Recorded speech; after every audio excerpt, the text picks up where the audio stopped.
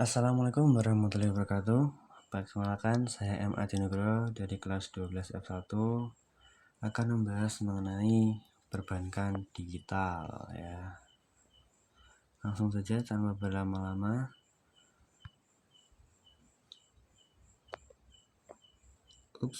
Nah, apa itu yang disebut dengan perbankan digital ya? Jadi perbankan digital itu sebuah bentuk transformasi ya layanan perbankan digital yang dari tradisional menuju berbasis teknologi. Jadi melalui perbankan digital ini banyak aktivitas keuangan yang sebelumnya harus dilakukan di kantor cabang bank kini bisa dilakukan secara online menggunakan perangkat digital seperti komputer, tablet, atau ponsel yang kita miliki. Jadi intinya itu perbankan digital ada perbankan yang menggunakan teknologi dalam melakukan sistem perbankan mereka. Nah, apa yang membedakan dari perbankan digital dan perbankan biasanya? Nah, jadi kalau perbankan digital dari segi layanan sudah berbeda. Perbankan digital itu menggunakan platform aplikasi mobile atau mungkin sistem web. Atau layanan perbankan digital murni bank tanpa kantor fisik ya. Kalau perbankan yang konvensional itu offline, mereka itu layanannya masih tatap muka menggunakan pertemuan langsung manusia-manusia dan kita harus pergi ke kantor bank fisik untuk kita mengakses layanan tersebut. Kalau perbankan digital tidak, kita cukup menggunakan aplikasi untuk mengakses layanan-layanan yang kita butuhkan.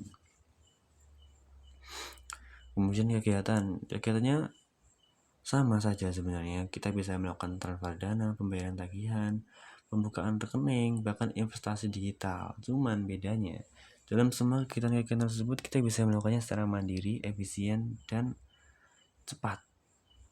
Kita bisa melakukan itu kapanpun secara daring ya, secara jarak jauh. Kita nggak harus datang ke bank seperti itu.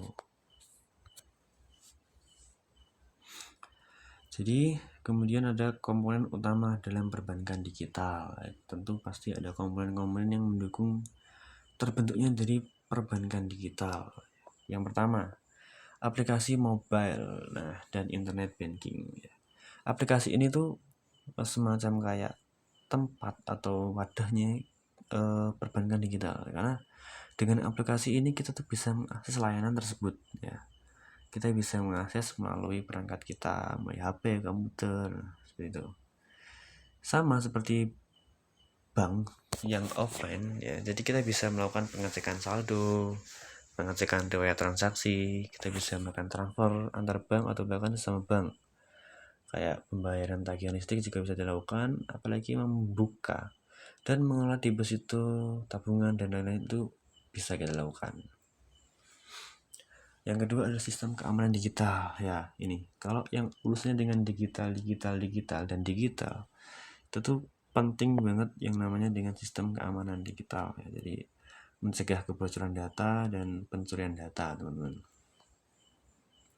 Yang pertama ada enkripsi. Enkripsi itu sebuah pengamanan data yang dimana ketika proses pengiriman data tersebut itu dibuat agar tidak dapat diakses oleh pihak yang tidak berwenang. Jadi membuat kode tertentu yang hanya bisa diterjemahkan oleh si penerima tadi nanti. Jadi nanti datanya akan terkirim dengan bentuk kode-kode acak yang kita nggak tahu simbolnya kayak gimana, kuncinya untuk menerjemahkan kayak gimana.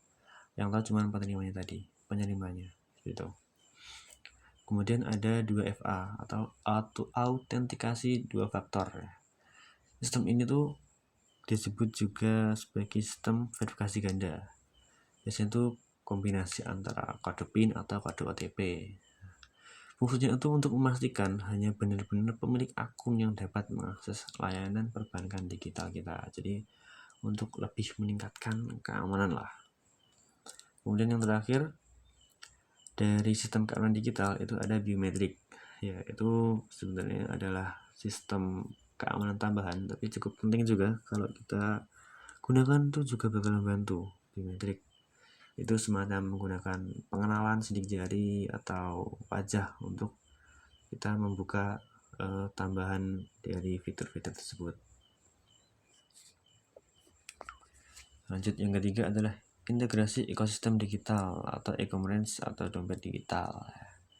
Juga merupakan bagian dari perbankan digital ya. Jadi kita bisa melakukan pembayaran online dengan e-commerce dan juga dompet digital. Kayak pengisian saldo, pembayaran bisa dilakukan dengan perbankan digital. Kemudian customer service digital ya. Customer service digital itu kayak mungkin dikatakan teller bank lah, ibaratnya seperti itu. Bedanya kalau di perbankan digital itu mereka dibahas dengan chatbot dan live chat ya, tetap melibatkan manusia, nggak sepenuhnya AI kok. Jadi kalau chatbot itu sistem yang berbasis AI untuk pertanyaan yang umum dan jelas jawabannya ya. Kalau yang lebih detail, lebih rumit, nanti maksudnya ke live chat. Jadi semacam dukungan pelangganan secara waktu nyata untuk obrolan langsung, tapi melalui situs web. Jadi antara si pihak banknya dengan si pengguna itu bertransaksi melalui aplikasi tersebut ya. Kemudian manfaat tentunya. Pertama adalah aksesibilitas 24 jam per 7 ya. Jadi kita bisa melakukan transaksi, kita bisa melakukan apapun yang berkaitan dengan perbankan kita, mengelola keuangan itu tanpa terpatok waktu. Jadi nggak ada yang namanya jam perbankan digital tutup, itu tidak ada teman-teman ya. Mau kalian mengasih jam 1, jam 12 malam, kapanpun itu bisa. Beda kalau bank yang offline ya, kalian datang jam 5 sore udah nggak dilayani kalian teman-teman ya, sudah ngepel yang ada tuh. Kemudian efisiensi waktu dan biaya itu apalagi buat yang rumahnya jauh dari kantor bank fisik, itu bakal sangat membantu sekali untuk efisiensi waktu dan biayanya. Kita nggak harus keluar uang buat ke sana, pengeluaran waktu, tenaga, dan lain-lain. Dan monitoring keuangan secara real time ya. Jadi kita dapat memantau saldo kita, arus kas secara langsung melalui aplikasi atau situs web. Jadi nggak harus datang ke bank, tanya ke tellernya, masukin PIN ATM ke mesin ATM, enggak. Kita bisa melakukannya dengan mudah dan gampang di rumah, bahkan sambil rebahan pun bisa dilakukan teman-teman. Oke, terus ada inklusi keuangan yang menjangkau daerah terkecil ya. Tentu ini membantu juga, apalagi untuk daerah yang banknya itu belum banyak, belum rata, belum besar ya. Mungkin cuma beberapa di daerah, cuma 1, cuma 2, itu akan membantu sekali. Mulai dari layanan nanti semakin lebih cepat karena nggak banyak yang antri, dan juga layanan bakal terjangkau oleh semua manusia lah selama mereka punya internet.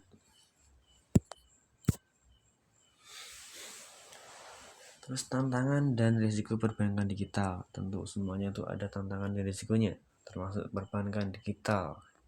Yang pertama tuh keamanan data. Kalau kita berbicara tentang digital, tentu itu keamanan data jadi faktor yang perlu kita perhatikan sekali ya, karena ada risiko peretasan atau hacker ya. Mereka tuh akan berusaha untuk mencari-cari informasi pribadi kita, mencari kebocoran data dan lain untuk keuntungan mereka teman-teman. Jadi kita harus berhati-hati.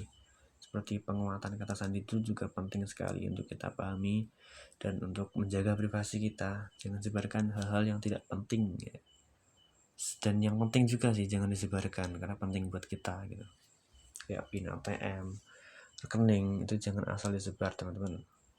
Dan literasi digital, tantangannya literasi digital karena masih banyak masyarakat yang kurang tahu dan belum mengerti tentang apa itu teknologi perbankan digital dan lain-lain.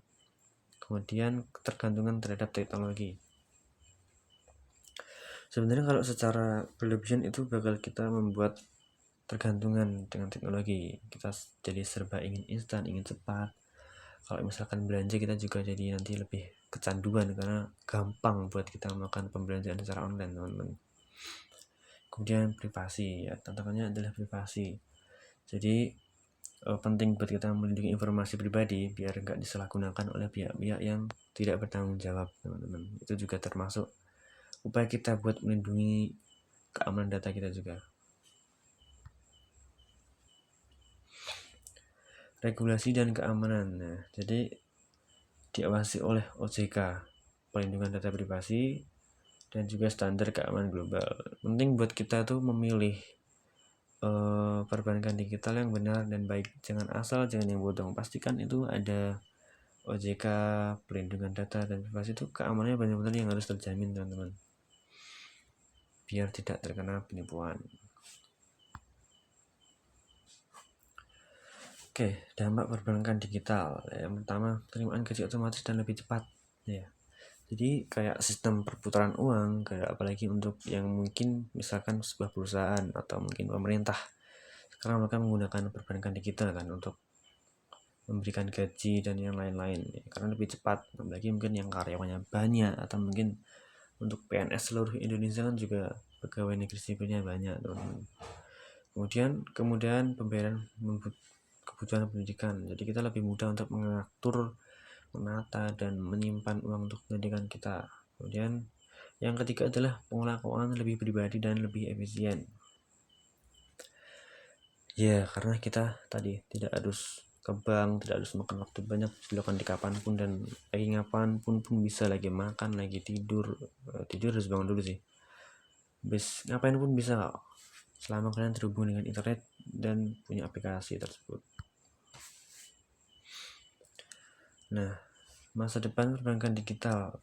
Kalau kita lihat aspek-aspek yang ada sekarang, nanti kita bisa prediksi kalau perbankan digital dan teknologinya akan berkembang lebih baik, lebih jauh dan lebih besar dari yang sekarang. Ya. Mungkin akan ada penambahan AI, big data dan lain-lain. Ada blockchain dan open banking ya. Semua tersebut untuk mendukung fitur-fitur perbankan digital supaya lebih baik lagi, lebih aman, dan lebih mendukung kita dalam mengatur keuangan kita. Oke, masuk ke dalam kesimpulannya. Jadi kesimpulannya, penting nggak perbankan digital untuk kita, atau kita cuma perlu bank offline saja, bank fisik saja ya? Jawabannya adalah penting ya teman-teman ya, karena dengan perbankan digital itu memudahkan kita dalam melakukan transaksi keuangan lebih efisien, lebih cepat, hemat waktu, hemat biaya, hemat antri juga.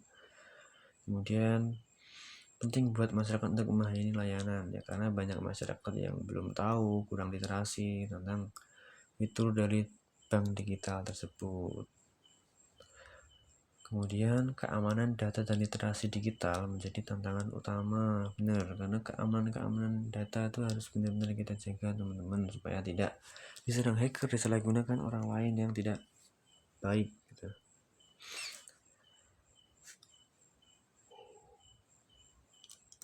Kemudian ada masa depan perbankan digital akan menjadi semakin inovatif ya, itu terkait dengan yang tadi, yang AI dan lain-lain juga akan mulai ditambahkan dalam perbankan digital ya. Mungkin nanti AI bakal jadi bagian dari pekerja bank itu secara lebih banyak lagi ya, nggak cuma jadi mungkin chatbot atau apapun, mungkin menjadi asisten yang membantu kita untuk mengatur keuangan kita juga mungkin, teman-teman ya.